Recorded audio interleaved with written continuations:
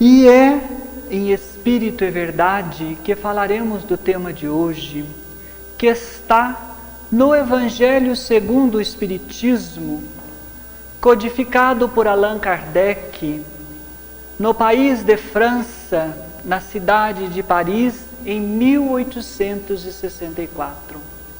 No capítulo 4, no item 1 a 17. Também usaremos uma vasta bibliografia espírita para entendermos o tema de hoje.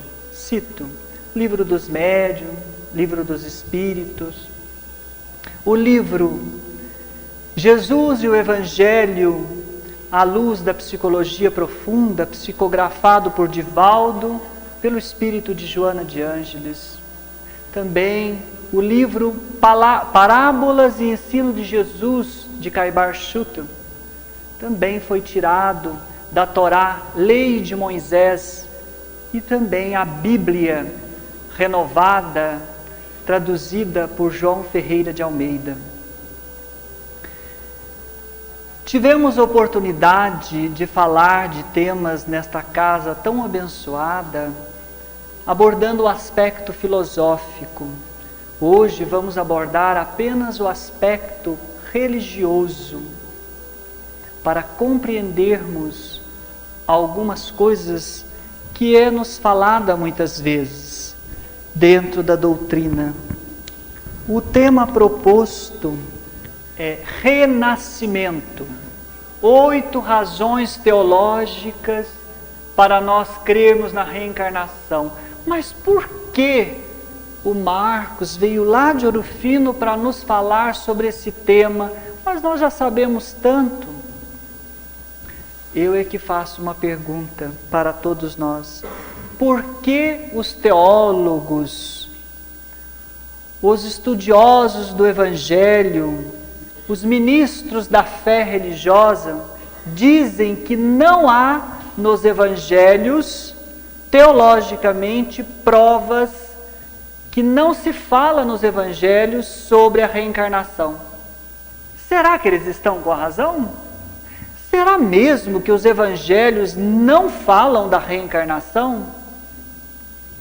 É preciso compreender o seguinte: o termo reencarnação é um termo muito moderno, mas o conceito reencarnação é mais antigo do que a história dos homens, por ser uma lei natural. Mas o que ele quis dizer de termo e conceito? Termo é a palavra para identificar uma ideia, um conceito. O conceito é antigo. Agora, quando se cunhou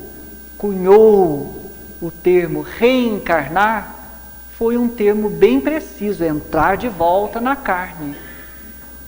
Mas eu disse que nós temos nos Evangelhos 8 razões para crer na reencarnação. A primeira, Abraão e a misericórdia divina o consola. Moisés e a justiça divina, os 10 mandamentos. O profeta Isaías e a exortação ao reviver. Jó e a mutação. Identidade de Jesus indagada pelos discípulos. Herodes, o rei reencarnacionista. O profeta Elias, reencarnação de João Batista. O diálogo de Nicodemos com Jesus. Ninguém poderá ver o reino de Deus, o reino do céu, se não nascer de novo. Veja bem, são palavras de Jesus. Ninguém pode ver o reino do céu se não nascer de novo. Se a maioria das pessoas não acredita na reencarnação, então elas não vão ver nunca o reino dos céus. Só vai ver quem crer na reencarnação. Não é verdade, porque a reencarnação é uma lei natural e todos estão submetidos a ela, crendo ou não crendo. Mas, para que possamos compreender o fato, o tema desta noite, é preciso compreendermos algumas coisas.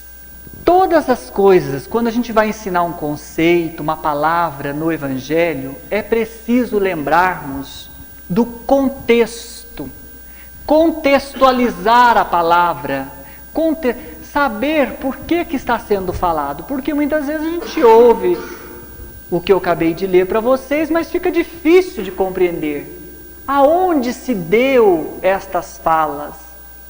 Porque se eu leio simplesmente sem analisar, contextualizar, fica complicado. Queridos irmãos do caminho no ideal cristão, quando o Senhor esteve entre nós, digo no corpo físico, porque o Senhor está entre nós e nos envolve no seu amor incondicional de irmão e mestre, transita entre nós. O divino jardineiro cultiva e rega a semente preciosa que Ele mesmo depositou dentro de nós. Ele subiu da Galileia para Jerusalém. Ele foi para Jerusalém. E chegando a Jerusalém, a Judéia, esta noite, ele resolveu ficar hospedado na grande Jerusalém. Yerushalayim, Mishel Zahav, Veshel Halolecho Anikinor. Jerusalém de ouro, de bronze, de luz. Quem cantará toda a sua beleza se todos nós formos mortos? Jerusalém que sufoca a sua luz, que mata os seus profetas.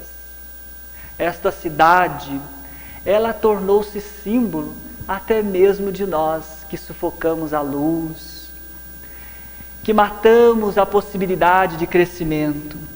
Jerusalém é uma cidade que foi saqueada muitas vezes, destruída e reconstruída, conquistada por muitos povos.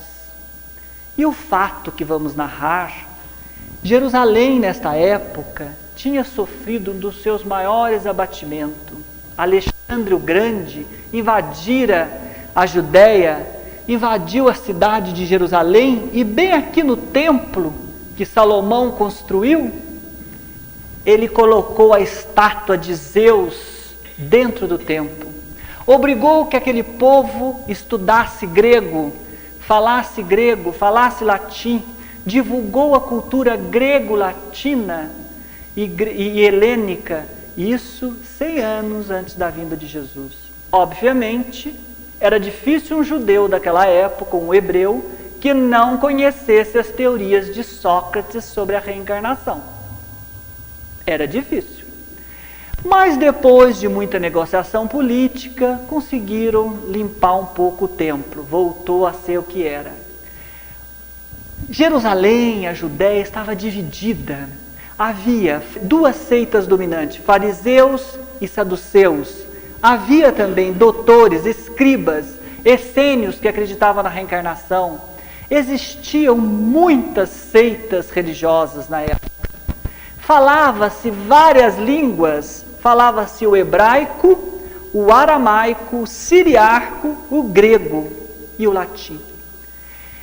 E para tornar a questão difícil, olha como é complicado. Estas duas seitas queriam resgatar o sentimento de seita e o sentimento religioso do povo que estava